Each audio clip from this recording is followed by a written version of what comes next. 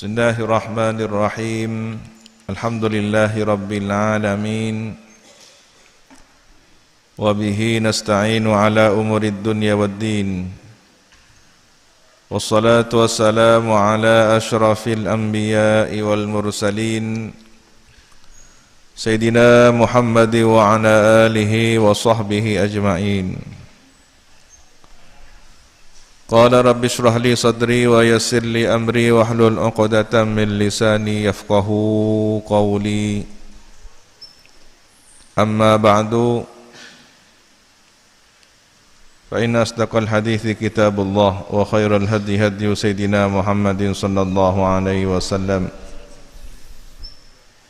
Wa syarrul umuri muhdatsatuha wa kullu bid'atin dhalalah wa kullu dhalalatin finnar. Allahumma inni a'udzu bika an adilla aw udalla aw azilla aw uzalla aw adlima aw udlama aw ajhala aw yujhala alayya. Wa sallallahu ala sayyidina Muhammadin wa ala alihi wa sahbihi wa sallam.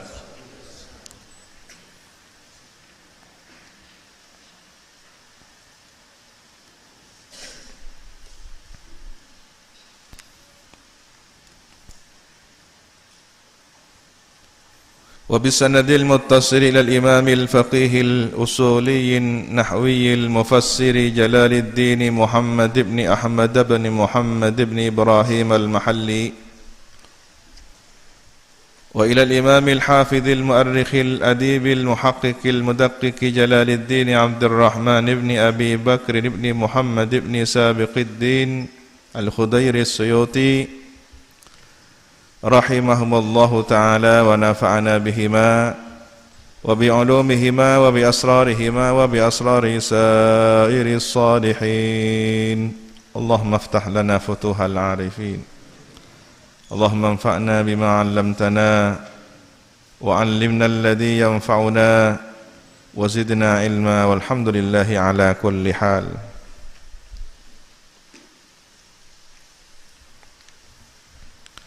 Ila tafsiri qawlihi ta'ala a'udzu billahi minasy syaithanir rajim. Innallaha la yaghfiru an yushraka bihi wa yaghfiru ma duna dzalika liman yasha. Wa man yusyrik billahi faqad iftara itsman 'azima.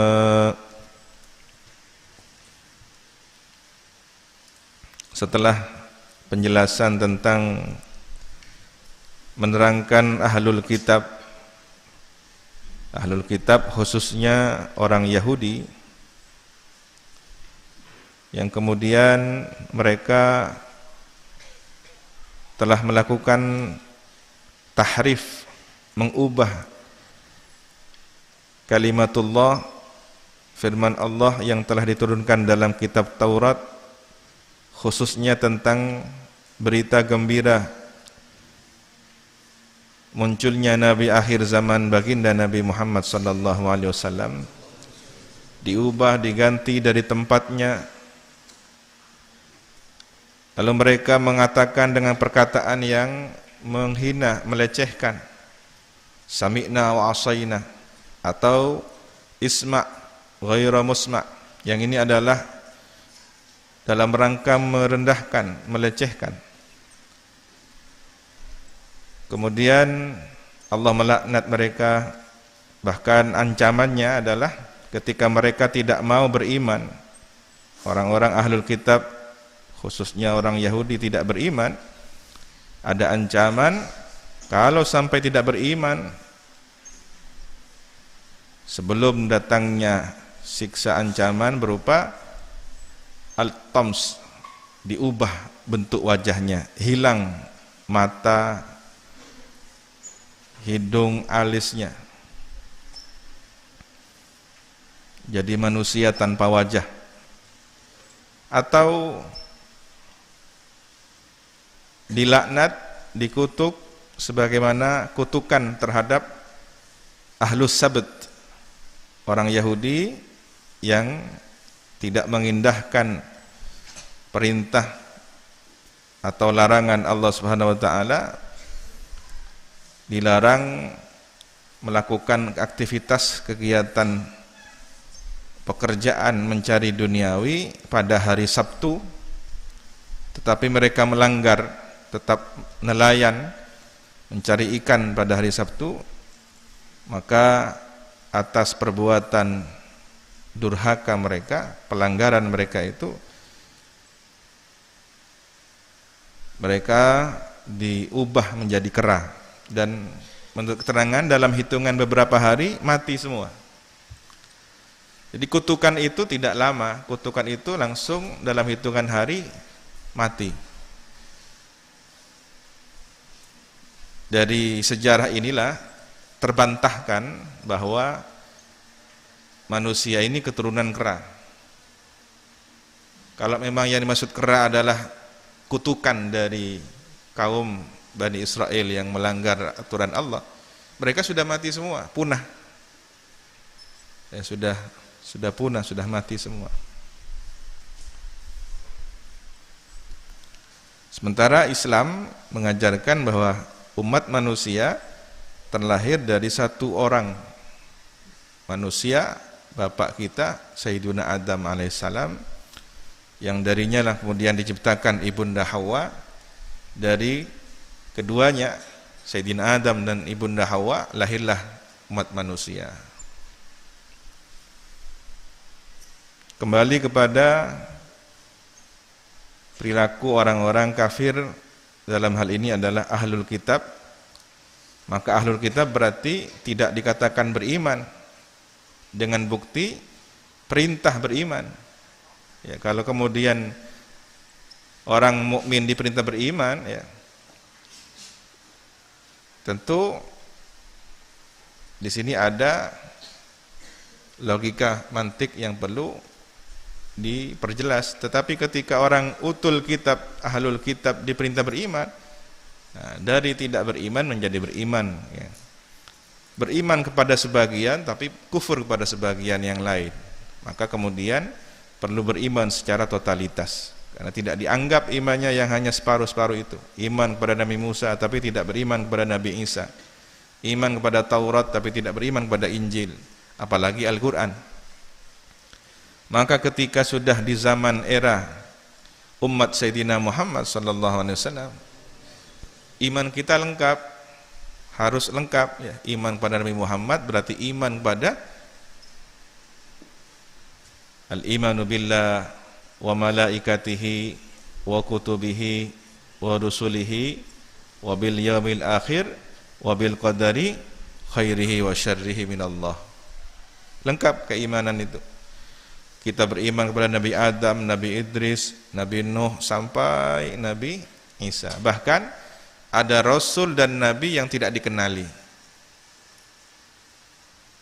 Kita wajib beriman kepada jumlah keseluruhannya tanpa harus mengetahui satu persatu. Yang wajib diketahui dan diimani hanya 25 Nabi dan Rasul. Begitu juga kitab suci. Kita beriman pada kitab Zabur, kita beriman pada kitab Taurat, kitab Injil, tetapi semua itu sudah tersempurnakan oleh kitab suci Al-Quran. Maka tidak perlu lagi di zaman ini memberlakukan ajaran Taurat, Injil dan Zabur, sudah Al-Quran. Undang-undangnya sudah Al-Quran, kan begitu. Tetapi sebagai penghargaan Islam kepada ajaran umat sebelumnya masih ditolerir. Silahkan ahlul kitab mengamalkan ahlul kitabnya, Taurat dan Injilnya.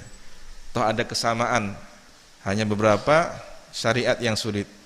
Justru kalau mereka berpikir dengan cara berpikir yang moderat, mereka akan lebih memilih Islam, syariat Nabi Muhammad. Kenapa? Syariatnya orang Yahudi itu berat, Taurat itu berat. Ya, begitu juga beberapa aturan di dalam kitab Injil. Lalu diringankan oleh syariat Allah yang diturunkan melalui Al-Quran, syariat Nabi Muhammad SAW.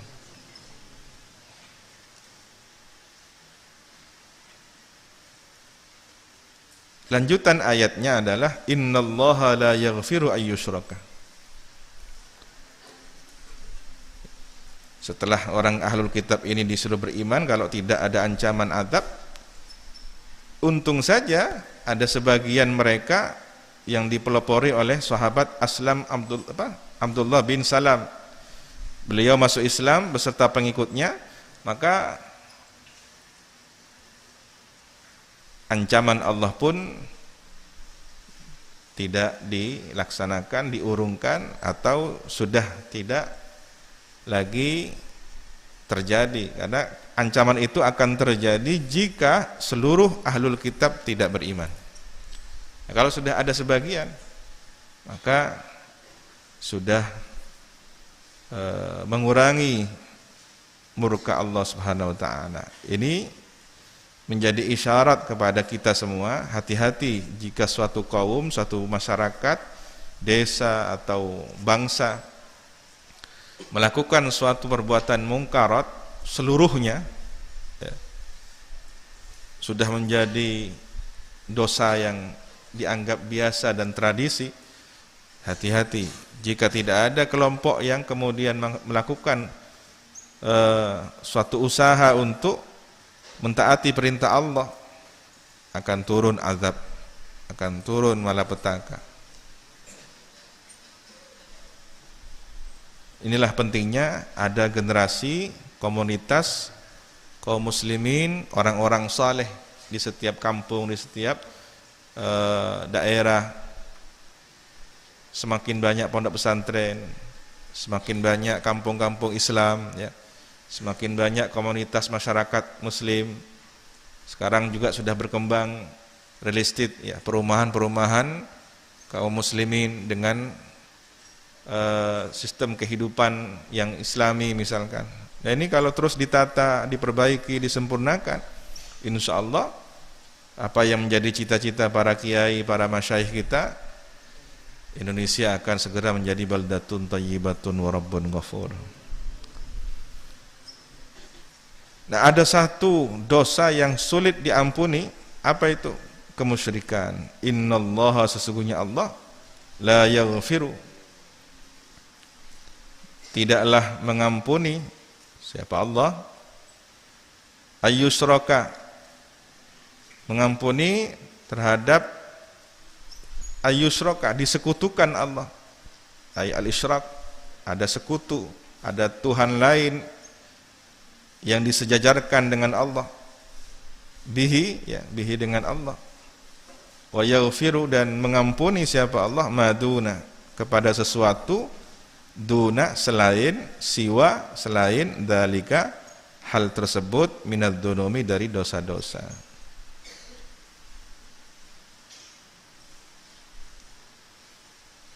Selain dosa kemusyrikan diampuni oleh Allah.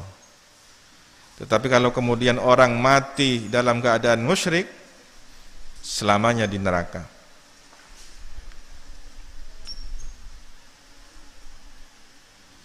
Lima yasha'u, kepada orang yasha'u yang berkehendak siapa Allah, al-maghfirata, akan ampunan. Lahu, untuk man. Jadi ampunan itu pun lima syiatillah, menurut kehendak Allah. Siapa yang Allah pilih untuk mendapatkan ampunannya, maka berbahagialah orang-orang yang kemudian bertaubat dari kesalahan dosanya. Bahagialah orang-orang yang keluar dari kekufuran, dari kemusyrikan, mereka menjadi mu'allafah qulubuhum, masuk Islam. Ini pertanda bahwa orang tersebut telah mendapatkan masyiatullah, pilihan dari Allah untuk diampuni. Bi an yudkhilahu, dengan memasukkan Allahu kepada man itu al-jannata, ke surga, bila adzabin, dengan tanpa siksa. Jadi, kalau sudah diampuni dosanya oleh Allah, masuk surga tanpa siksaan. Wa man syaa, dan siapa yang berkehendak Allah, adzaba, memberi siksaan, menyiksa Allah, hu, kepada man, minal mu'minin, dari orang-orang yang beriman, bidzunubihi, dengan sebab dosa-dosanya man itu. Setelah disiksa dengan sebab dosa-dosanya itu dan diampuni, summa yadkhuluhu al-jannah, yudkhiluhu al-jannah, kemudian memasukkan siapa Allah, yudkhilu, memasukkan siapa Allahu kepada man itu, al-jannata, ke surga. Ini berarti ada dua ya, bahkan ada tiga. Yang pertama adalah orang musyrik, orang yang kufur, mati dalam keadaan su'ul khatimah, kafir. Ini sudah tidak ada harapan lagi masuk surga, selamanya di neraka. Yang kedua adalah gambaran tentang orang yang diampuni dosa dan kesalahannya lalu masuk surga tanpa siksaan, karena sudah diampuni. Yang ketiga inilah ada yang diproses, disiksa dulu di neraka, setelah diampuni barulah masuk surga. Seringkali dalam beberapa majelis saya sampaikan bahwa ada orang yang diampuni di dunia, kemudian ada orang yang diampuni di alam kubur, alam barzahnya, dan ada orang yang diampuni di alam akhirat, di mahsyar ataupun di neraka. Setelah disiksa, diampuni, masuk surga. Dan yang keempat, ada yang memang tidak diampuni sama sekali. Dari tiga ini, diampuni di dunia, diampuni di alam kubur, atau di akhirat nanti, pilih yang mana kan gitu. Ada orang karena memikirkan tentang pedihnya siksa neraka, dia terjebak dengan pertanyaan itu. Saya ingin diampuni di neraka. Orang yang diampuni di neraka berarti belum tentu selamat dari siksa kubur. Oh, kalau begitu saya ingin selamat di siksa kubur. Orang yang diampuni dari siksa kubur, ya, berarti masih ada proses siksa dunia. Kalau begitu saya milih yang diampuni di dunia saja. Nah, orang yang sudah diampuni dosanya di dunia, maka husnul khatimah, selamat dari siksa kubur, selamat dari siksa neraka, masuk surga. Bahkan boleh jadi tanpa proses penghitungan amal, yadkhulul jannata bighairi hisab. Allahumma ja'alna minhum. Semoga kita termasuk orang yang masuk surga tanpa penghitungan.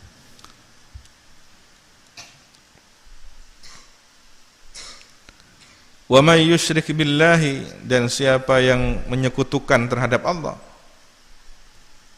musyrik pada Allah, ada sekutu, ada yang disejajarkan dengan Allah, ya, faqad iftara, maka sungguh telah membuat-buat siapa man itu, membuat-buat siapa man, iftara itsman, dosa, dzamban, dosa, aziman, yang besar, kabiran, yang besar.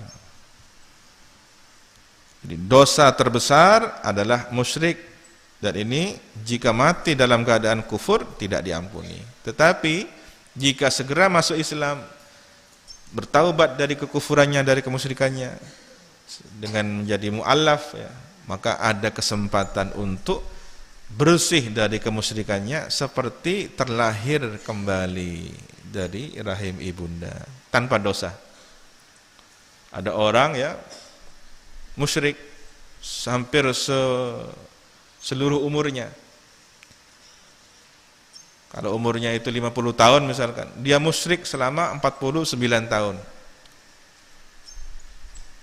Kemudian masuk Islam, belum sempat sholat, belum sempat puasa Ramadan, belum sempat zakat, ada perintah perang. Semangat dia untuk perang, dan mati syahid, masuk surga. Jadi amalnya cuma perang. Belum sempat sholat, belum sempat puasa Ramadan, baru ikut perang, mati syahid, masuk surga. Sementara ada orang yang sepanjang hidupnya sholat, sepanjang hidupnya puasa, tetapi karena ada kesalahan yang sangat berat, boleh jadi karena niat tujuannya juga salah, sholatnya pamer, ya, puasanya tidak sempurna, tidak memenuhi syarat rukunnya puasa yang baik dan benar, amal ibadahnya ditolak oleh Allah, maka sia-sia dan mati membawa dosa. Na'udzubillahi min dzalik.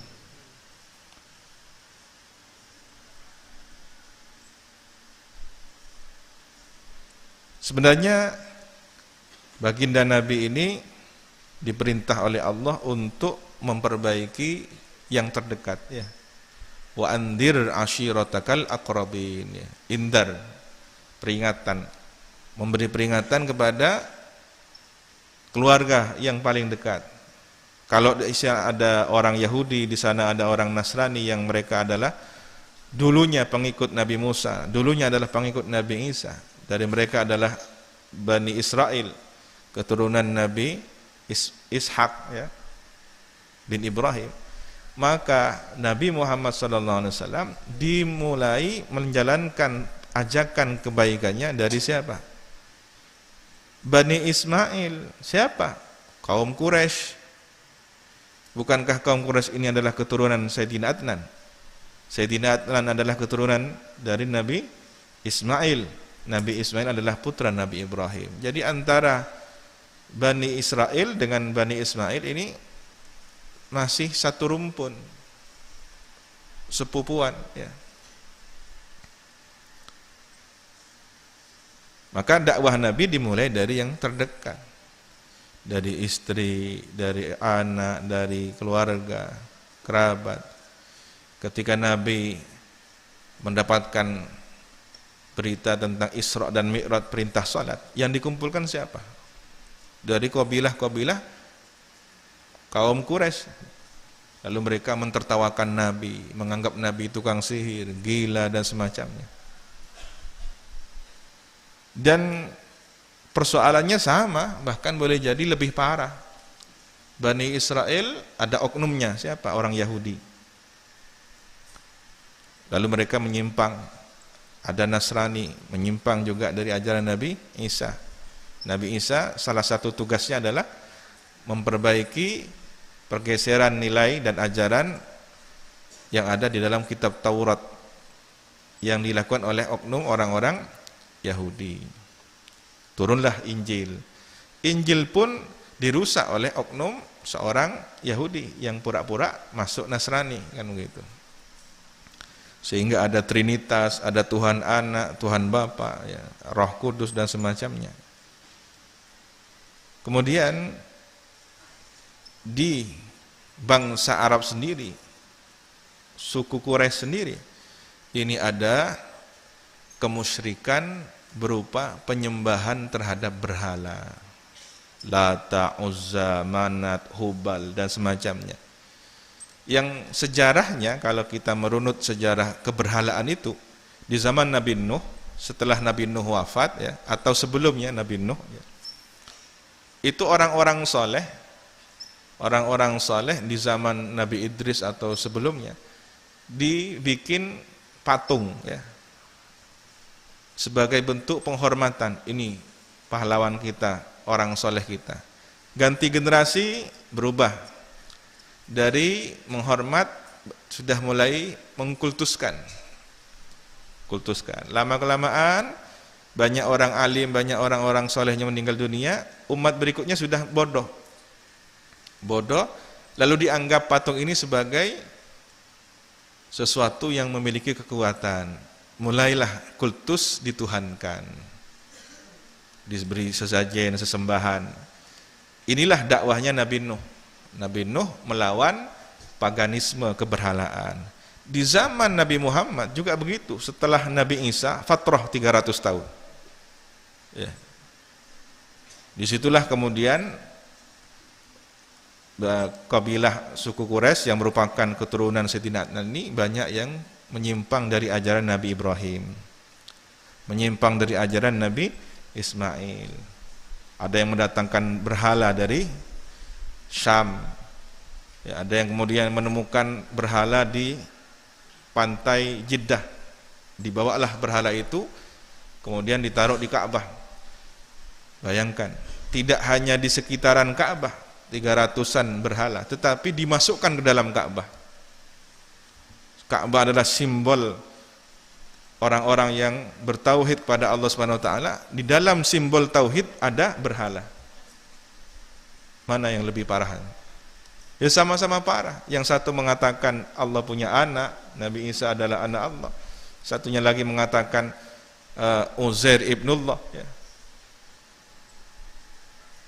Sementara ini berhalanya ditaruh di Ka'bah.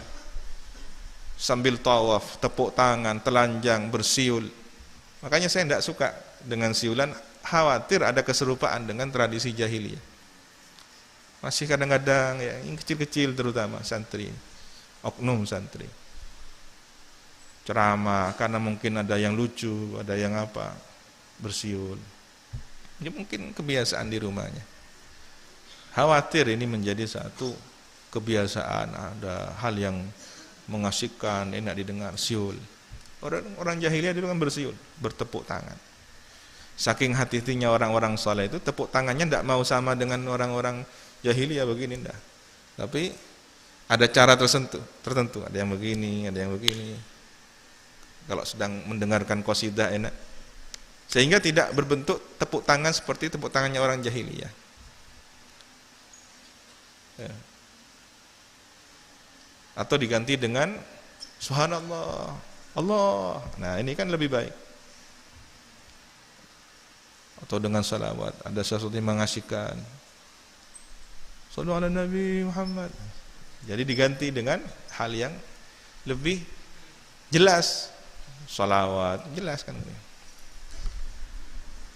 Nah, tradisi kejahilian ini ada di depan penglihatan Nabi Muhammad SAW. Bagaimana perasaan Nabi? Inilah dakwah Nabi yang begitu berat. Nah, berarti sebenarnya lingkungan orang-orang saleh, lingkungan orang-orang baik berpeluang berubah menjadi tidak baik ketika sudah ada pergeseran-pergeseran nilai. Nah, semoga pondok-pondok pesantren, keluarga para habaib, keluarga para masyayikh, keluarga para ulama, orang-orang saleh ini tetap dijaga oleh Allah Subhanahu wa taala. Ya. Mungkin tidak ada keberhalaan, tidak ada kemusyrikan. Tapi yang dikhawatirkan adalah berhala secara maknawi. Ya. Figuritas fanatisme yang memberhalakan, sehingga ini bergeser dari nilai-nilai kesalehan. Begitu juga yang dikhawatirkan adalah kemusyrikan khafi, asyirkul khafi. Musyrik besar enggak mungkin, tapi syirkul khafi, riya, sum'ah, pamer, ibadahnya sudah karena manusia hilang, bergeser yang ikhlas karena Allah Ta'ala, lillahi Ta'ala. Nah, ini pergeseran-pergeseran nilai begini mengingatkan kita sejarah para nabi dulu, sejarah para aulia salihin yang diuji oleh Allah. Maka kita doakan semoga para ulama kita, salihin kita, dzurriyyahnya, anak keturunannya, para santri-santrinya, ya, pesantren dan majelisnya, ma'had, madrasahnya dijaga oleh Allah Subhanahu wa taala. Dijauhkan dari kemusyrikan baik yang secara jelas ataupun asyirkul khafi. Begitu juga keberhalaan, ya.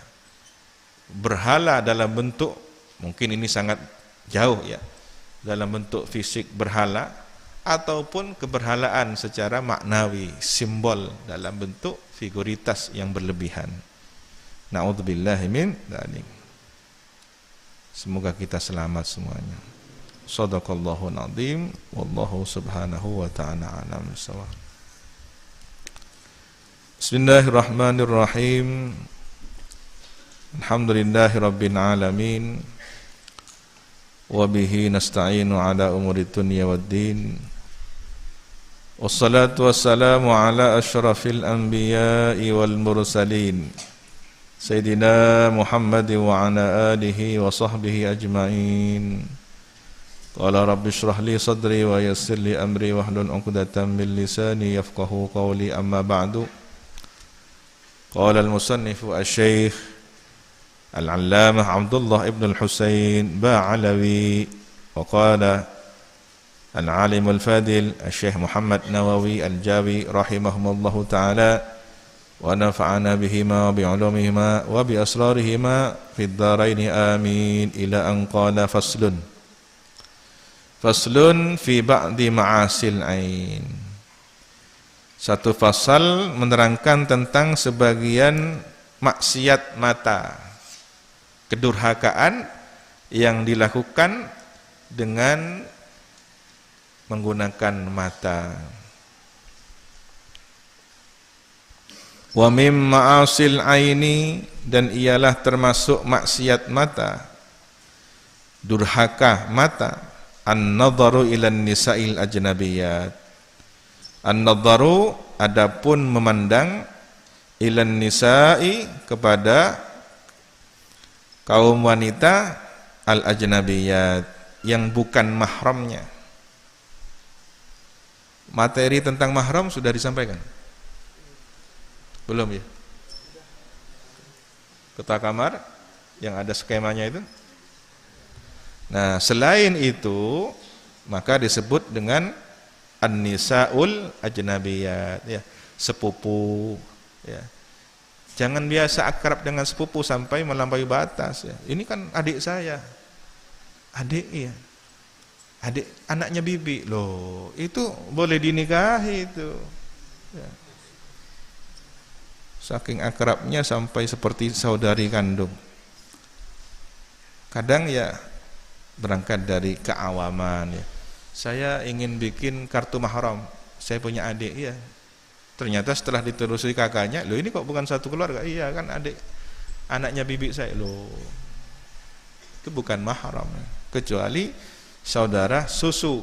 Kan sudah dijelaskan, susu juga sama dengan saudara kandung, ke atas, ke samping, ke bawah, semua itu. Wa kadza nadhar, wa kadza, dan demikian pula maksiat itu, maksiat mata itu, nadharuhunna ilaihim, memandangnya mereka kaum wanita, ilaihim, pada kaum lelaki yang bukan mahramnya. Tidak hanya laki-laki yang dilarang melihat perempuan ajnabiyah, tapi perempuan pun dilarang melihat laki-laki ajnabi yang bukan mahramnya. Tetapi sebagian ulama membatasi auratnya laki-laki tidak sama dengan auratnya perempuan. Kalau perempuan sekujur tubuhnya kecuali wajah. Bahkan itu pun masih ada khilaf, itu di sholat. Selain sholat semuanya kan begitu. Nah, bagaimana dengan laki-laki dilihat oleh wanita? Sama. Oh, kalau begitu laki-laki juga pakai ya gitu,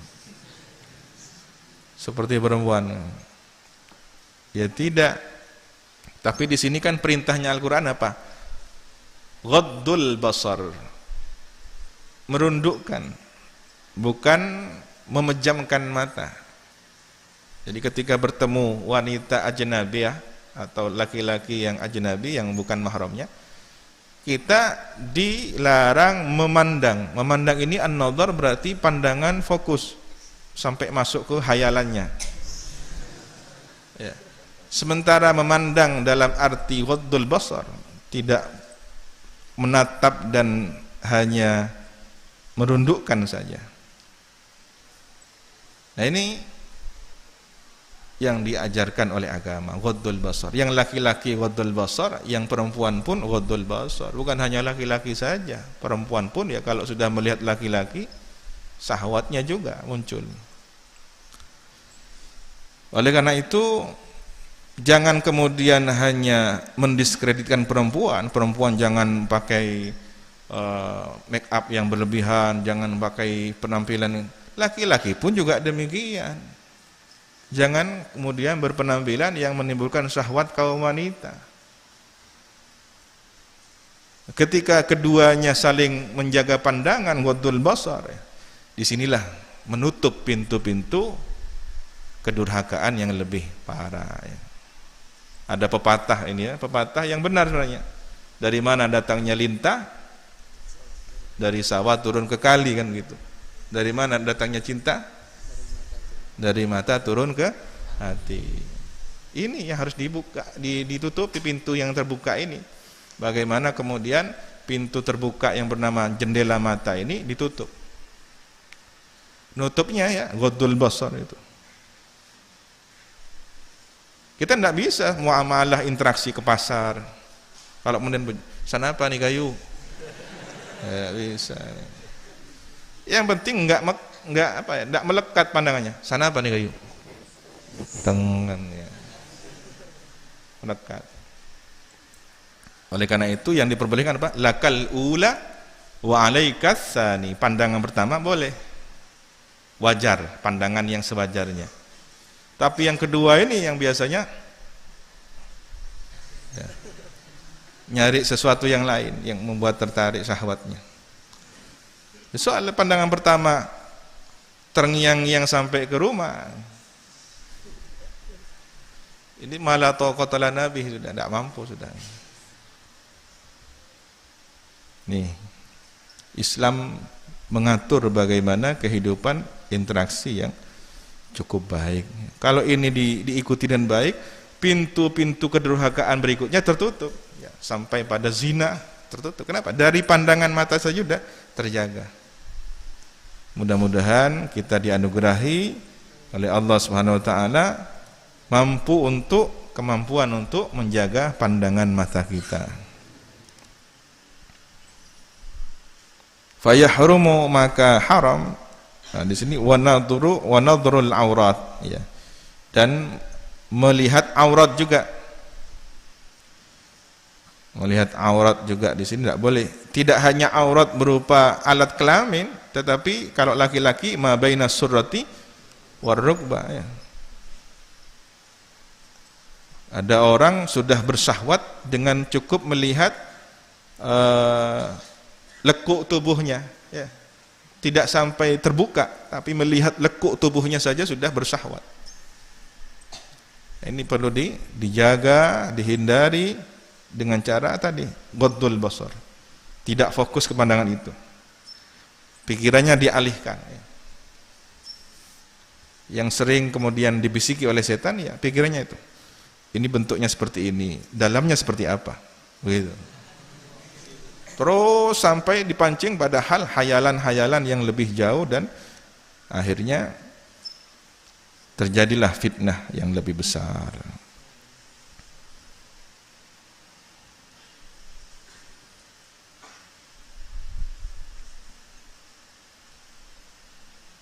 Kemudian selain nadrul aurat di sini, kita juga harus paham auratnya siapa? Auratnya yang mahram maupun selain mahram. Tak boleh melihat auratnya, naudzubillah min dzalik, orang tua kita, paman bibi kita, ya tak boleh, aurat itu mutlak sudah. Apalagi yang ajnabi, yang masih mahram saja tak boleh melihat aurat. Ini perhatikan ya, wahai para wali santri.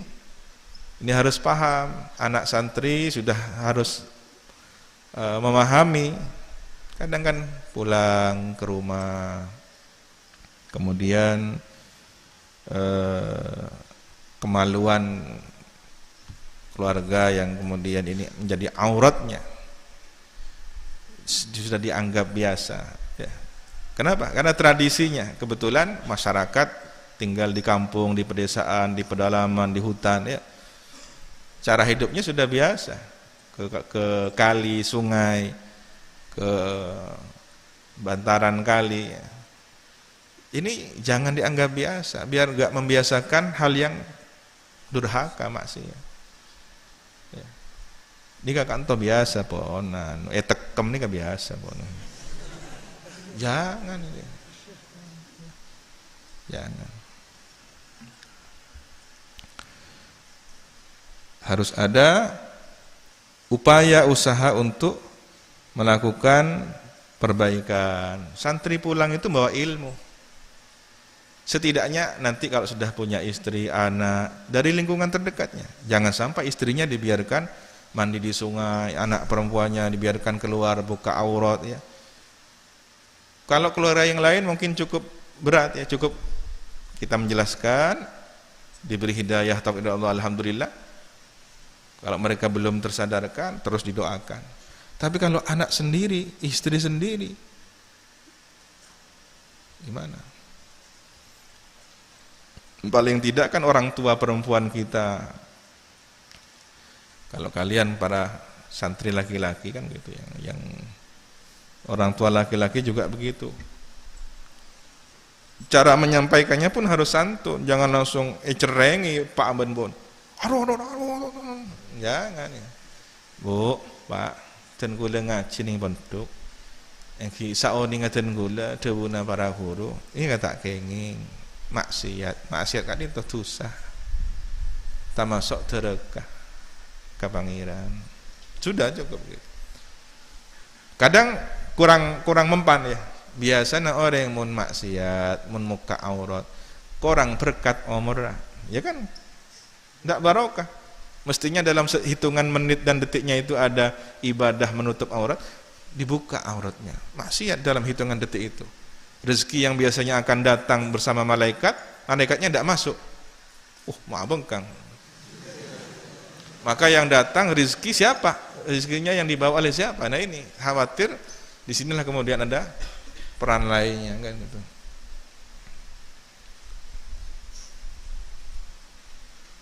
Yang menjadi PR kita ya diri kita sendiri. Kalian pulang, kamar di rumah kalian itu, kamarnya anak remaja itu ya, yang ada gambar-gambar artis dan semacamnya, dibuka ya gambar itu yang bikin macam-macam nanti dari gambar itu. Ganti, jangan diganti artis Korea atau mana, Jepang, Thailand, Taiwan mana. Ganti fotonya ulama, fotonya habaib, para masyayikh. Sehingga tertanam dalam diri kita melihat, ini idola saya ingin seperti ini. Ya. Mudah-mudahan kita dibimbing oleh Allah, mampu menjaga pandangan mata kita, lebih-lebih batin kita. Dengan harapan menjaga pandangan mata, batinnya juga terjaga. Fayahrumu nadharur rajul ila syai'in min badanil mar'ati wallahu subhanahu wa ta'ala a'lam bissawab. Rabbi zidni subhanakallahumma wa bihamdika asyhadu an la ilaha. Semoga dengan turunnya hujan ini menjadi pertanda baik bagi kita umat Islam Indonesia, bagi bangsa Indonesia, di mana pada hari ini tanggal 9 Desember di beberapa wilayah kabupaten di seluruh Indonesia sedang melaksanakan pemilu kada, ya, pemilihan kepala daerah.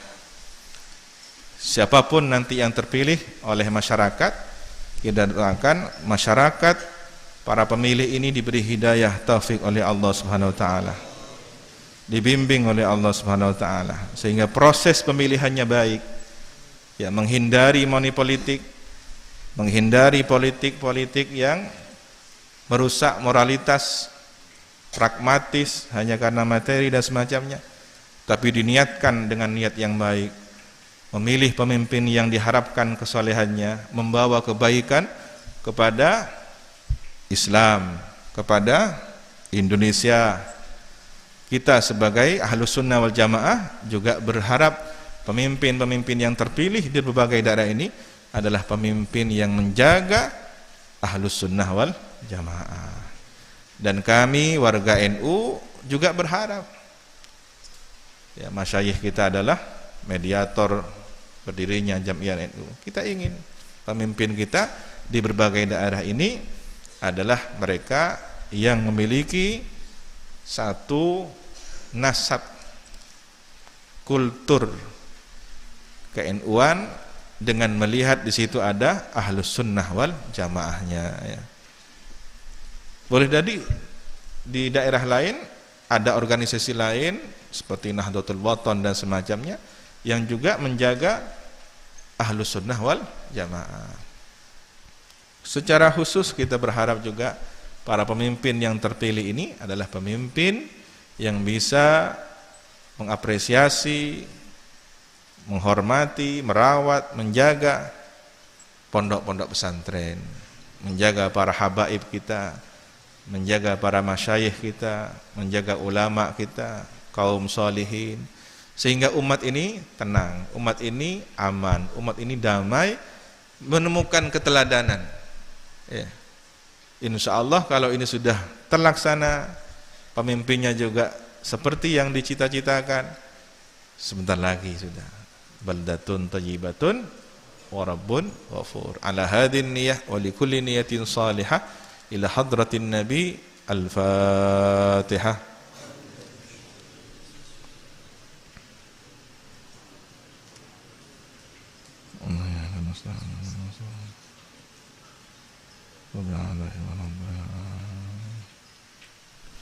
Allahumma aslih man fi salahim salahul Islam wal muslimin.